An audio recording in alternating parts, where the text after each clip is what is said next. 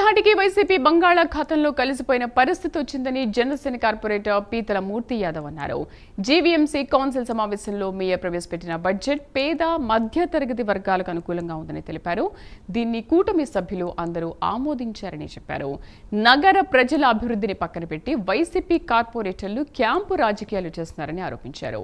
YCP నేతలు ఎన్ని ప్రయత్నాలు చేసినా మేయర్ అవిశ్వాస తీర్మానంలో కూటమిదే అంతిమ విజయం అంటున్న మూర్తి యాదవ్తో మా ప్రతినిధి చంద్రశేఖర్ ఫేస్ టు ఫేస్.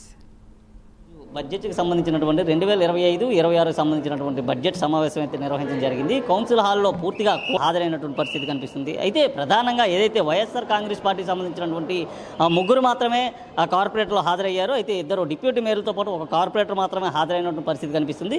అసలు ఈరోజు జరిగినటువంటి బడ్జెట్ సమావేశానికి వైఎస్ఆర్ కార్పొరేటర్లు ఎందుకు రాలేదనే అంశం అయితే మనతో పాటు జనసేన పార్టీకి సంబంధించినటువంటి కార్పొరేటర్ పీతల మూర్తి యాదవ్ ఉన్నారు. వారి మాటల్లోనే అడిగి తెలుసుకునే ప్రయత్నం చేద్దాం. సార్ నమస్తే సార్, చెప్పండి, ఏదైతే ఈరోజు జిల్లాకు సంబంధించినటువంటి అతిపెద్ద బడ్జెట్ సమావేశం అయితే జరిగింది 2025-2026కి సంబంధించి, అయితే కూటమి పార్టీకి సంబంధించినటువంటి అందరు కార్పొరేటర్లు హాజరైనప్పటికీ వైఎస్ఆర్ కాంగ్రెస్ పార్టీకి సంబంధించినటువంటి కార్పొరేటర్లు హాజరు కాలేనటువంటి పరిస్థితి, దీన్ని ఏ విధంగా చూసుకొచ్చాం?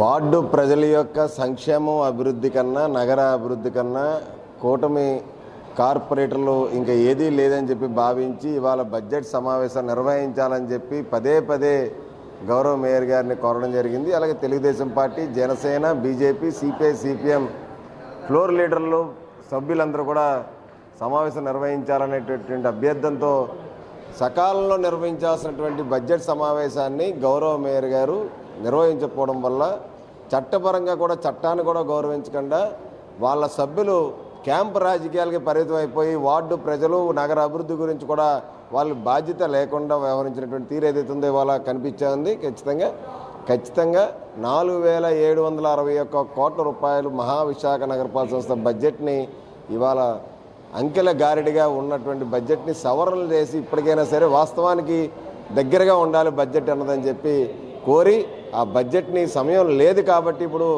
ఆమోదించి ముక్తకంఠంతో విశాఖ నగర అభివృద్ధికి అందరూ పాటుపడాలని చెప్పి ఇప్పటికైనా సరే గౌరవ మేయర్ గారు బడ్జెట్ సమావేశాన్ని కూడా నిర్వహించాలనేటువంటి నైతిక బాధ్యత వహిస్తూ రాజీనామా చేయమని డిమాండ్ చేస్తాం. సార్, కూటమి కార్పొరేటర్లు బడ్జెట్ను ఆమోదించాలనే ఒక నిర్ణయంతోనే వైఎస్ఆర్ కాంగ్రెస్ పార్టీకి సంబంధించినటువంటి కార్పొరేటర్లు ఇక్కడ నుంచి తరలించినట్టు ఒక టాక్ ఉంది. ఇది ఎంతవరకు వస్తుంది?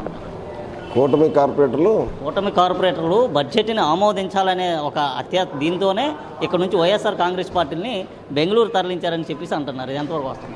బడ్జెట్ సమావేశంలో పాల్గొనాల్సిన బాధ్యత ప్రతి ఒక్క వార్డు సభ్యుడికి, నగర ప్రజలు ఏదైతే వాళ్ళ వార్డు ప్రజలు ఎన్నుకొని కౌన్సిల్ పంపించారో వాళ్ళందరిపైన ఉంటుంది. వార్డు అభివృద్ధి జరగాలన్నా, జీతభత్యాలు జీవీఎంసీ ఉద్యోగస్తులకు ఇవ్వాలన్నా బడ్జెట్ ఆమోదించి తీరాలి. అలాంటి బడ్జెట్ని ఆమోదించాల్సిన గురుతర బాధ్యత బడ్జెట్ గురించి చర్చించి మన ఆలోచనలు, మన సవరణలు ఏం చేయాలి అని చెప్పి చర్చించాల్సిన మన సలహాలు, సూచనలు కూడా ఇచ్చేటువంటి వేదికని కౌన్సిల్ సమావేశానికి డుమ్మా కొట్టడం అనేది వైసీపీ కార్పొరేటర్కి అనైతిక విధానం. అది బెంగళూరు వెళ్ళారంటారా, గోవా వెళ్ళారా తెలియదు. వాళ్ళు ఎక్కడికి వెళ్ళారు? ఇటీవల కాలంలో గోవా, బెంగళూరు అనేటటువంటి ఇదైతే ఎక్కువగా వినిపిస్తుంది. వాళ్ళ పార్టీ బంగాళాఖాతంలోకి వెళ్ళిపోయింది, మరి వీళ్ళు ఎక్కడికి వెళ్ళారో నాకు తెలియదు. ఇంకా సరే, ఈరోజు జరిగినటువంటి బడ్జెట్ సమావేశాలకు సంబంధించి ఎంతవరకు ఆమోదించారు? ఎన్ని కోట్ల రూపాయలు సవరణ తీసుకొచ్చారు? గతంతో పోల్చుకుంటే ఇప్పుడు ఉన్నటువంటి బడ్జెట్ ఏ విధంగా ఉంది? గత బడ్జెట్తో ఇప్పుడు బడ్జెట్ని ఇంకా కాస్త తగ్గింపు అన్నది జరిగింది. వాస్తవ ఫిగర్లకి కొద్దిగా అందుబాటులో ఇంకా జరగాలని చెప్పి సలహాలు, సూచనలు ఇవ్వడం జరిగింది. అదే సలహాలు, సూచనలు రాష్ట్ర ప్రభుత్వాన్ని కూడా పంపించాలి. దాని ఆధారంగానే పరిపాలనాపరమైన ఆమోదాలు జరగాలని చెప్పి కోరడం జరిగింది. ప్రజెంట్ తీసుకొచ్చినటువంటి బడ్జెట్ని చూసుకుంటే సామాన్య ప్రజలకి ఎంతవరకు మేలు చేకూరే అవకాశం ఉంది? ఖచ్చితంగా సామాన్య ప్రజల మేలు జరుగుతుంది. కూటమి ప్రభుత్వం వచ్చిన వెంటనే ఏదైతే చెత్త పన్ను రద్దు చేయడం జరిగింది, అంతేకాకుండా ప్రజలకి అన్ని విధాలుగా మౌలిక సదుపాయాలు కల్పించడానికి కూటమి ప్రభుత్వం చిత్తశుద్ధితో వార్డు అభివృద్ధి ప్రణాళికలు రూపొందిస్తూ ఉన్నారు. రోడ్లు విస్తరించే కార్యక్రమం జరుగుతుంది. ఇవాళ విశాఖ నగరాన్ని ఈ రాష్ట్రంలోనే ప్రప్రథమ నగరంగా తీర్చిదిద్దే కార్యక్రమం జరగబోతోంది. మేయర్ అవిశ్వాస తీర్మానం పైన ఏం చెప్పదలుచు? మేయర్ అవిశ్వాస తీర్మానం ఖచ్చితంగా కూటమి ప్రభుత్వం నెగ్గిరి తీరుతుంది. అంటే బొత్స సత్యనారాయణ అంటే వ్యక్తులే చెప్తున్నారు, మా దగ్గర సంఖ్యాబలం ఉంది, కేవలం వాళ్ళు బలాన్ని చూసి నమ్ముకుంటున్నారు, మా దగ్గర ఉన్నటువంటి సంఖ్యాబలంతో మేము తప్పకుండా బీసీ మహిళే ఏదైతే మేయర్ ఉందో అలాగే ఉంటుందని చెప్పేసి చెప్తున్నారు. బలం ఉందో బలుపు ఉందో నాకు తెలియదు, కానీ బలం ఉంటే వాళ్ళ కార్పొరేటర్లను వాళ్ళు ఎందుకు కిడ్నాప్ చేసి ఎక్కడికి వెళ్తే క్యాంప్ రాజకీయాలు చేసి దాచుకుంటారు? పోనీ నిజంగా విశ్వాసమే కనుక ఉంటే నగర మేయర్ని కూడా తీసుకెళ్ళి క్యాంపులు ఎందుకు పెట్టుకుంటారు? అంటే మేయర్ కూడా జారిపోతారని చెప్పి అపనమ్మకం అభద్రతా భావంతో బొత్స గారు ఉన్నారా? మరి బీసీ మహిళ అనేటువంటి నినాదం మాట్లాడుతున్నారు.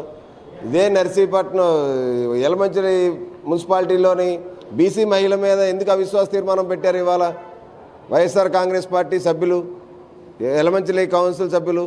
మరి అక్కడ ఉన్నది కూడా బీసీ మహిళే కదా. అదే బీసీ మహిళ మీద వాళ్ళు అవిశ్వాస తీర్మానం పెట్టచ్చు. ఇక్కడ నగరంలో విశాఖ మహానగరపాలక సంస్థ అవినీతికి అక్రమాలకి సభ్యులందరికీ కూడా ఎందుకు అవిశ్వాస తీర్మానం పెట్టకూడదు? మాట్లాడేటప్పుడు చేసేది ఇంకోటి అని అనుకుంటే తప్పు కదా. రైట్. మొత్తాన్ని చూసుకుంటే ఈరోజు ఏదైతే కౌన్సిల్ సమావేశంలో జరిగినటువంటి బడ్జెట్ సమావేశం ఉందో దీన్ని పూర్తిగా అంగీకరించినట్లయితే పీతల మూర్తి యాదవ్ అయితే చెప్పిన పరిస్థితి కనిపిస్తుంది. సాధారణ పౌరుడికి అందుబాటులో ఉండే విధంగా అయితే బడ్జెట్ తీసుకురావడం జరిగిందంటూ కూడా చెప్పిన పరిస్థితి కనిపిస్తుంది. ప్రధానంగా చూసుకుంటే వైఎస్ఆర్ కాంగ్రెస్ పార్టీకి సంబంధించినటువంటి కార్పొరేటర్లంతా కూడా డుమ్మా కొట్టడం చాలా దుర్మార్గం అంటూ కూడా పీతల మూర్తి యాదవ్ అయితే చెప్పిన పరిస్థితి కనిపిస్తుంది. ముఖ్యంగా చూసుకుంటే వైఎస్ఆర్ కాంగ్రెస్ పార్టీ త్వరలోనే బంగాళాఖాతంలో కలిసిపోయే పార్టీ అంటూ పీతల మూర్తి యాదవ్ అయితే వ్యాఖ్యలు చేసిన పరిస్థితి చెప్పుకోవచ్చు. అయితే ఏదైతే ఇప్పుడు జరుగుతున్నటువంటి మేయర్కి సంబంధించినటువంటి అవిశ్వాస తీర్మానంలో తప్పకుండా కూటమి పార్టీ తప్పకుండా మేయర్ పీఠాన్ని కైవసం చేసుకుంటున్నట్టు మూర్తి యాదవ్ అయితే చెప్పిన పరిస్థితి కనిపిస్తుంది. వీడియో జర్నలిస్ట్ జీవంతో చందు, ప్రైమ్ లైన్, విశాఖ నుండి.